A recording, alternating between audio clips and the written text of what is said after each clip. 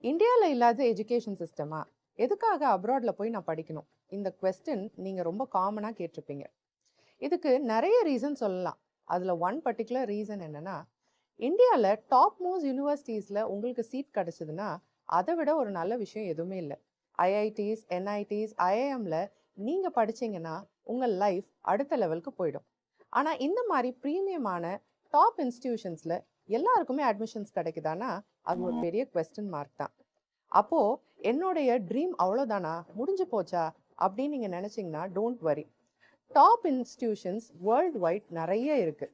அதோட entry requirements ரொம்பவே சிம்பிளாகவும் இருக்கு.